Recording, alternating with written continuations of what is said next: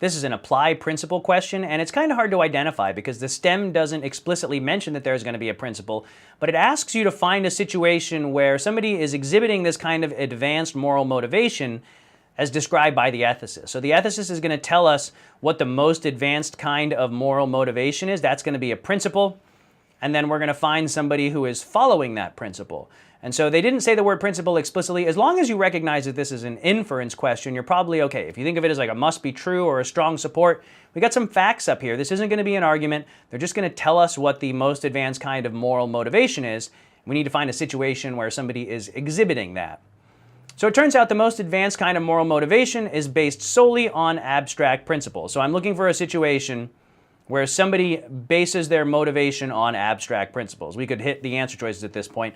The rest of this doesn't really matter. They give us some other types of motivation where you're trying to follow societal norms or calculated self-interest. Those are out. That's not the kind of motivation we're looking for.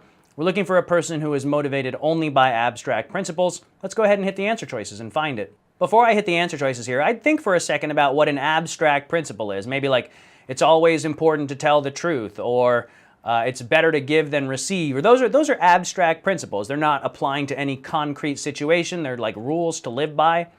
So Bobby gave money to a local charity at work because he was worried that not doing so would look stingy. Well, that seems like you're trying to adhere to societal norms. You're worried about how you look, or maybe there's some self-interest in that, but you're not like following rules that are like carved in stone, like rules to live by. And so this seems like the other stuff. And that helps me get away from it as an answer choice. It doesn't seem like Bobby's guided by abstract principles. Wes gave money to a charity at work again because he thought that doing so would make his employer like him more.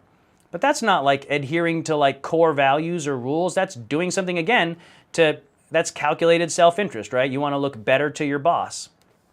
I'm out on that. Donna's employers did something illegal but profitable that caused damage to the environment.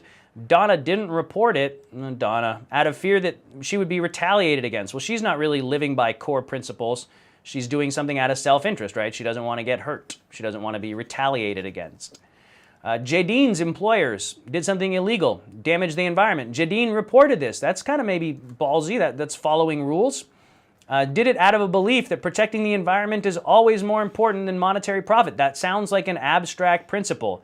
It governs lots of situations. It's not this particular case makes me want to do this, and that particular case makes me want to do that. That's living by a core rule. This is always more important than that. I like D. Let's see what's going on in E. Leia's employers did something illegal, or Leigh reported this practice only because she got pressured by her colleagues. Well, she doesn't sound to be living by rules, or maybe it's a he.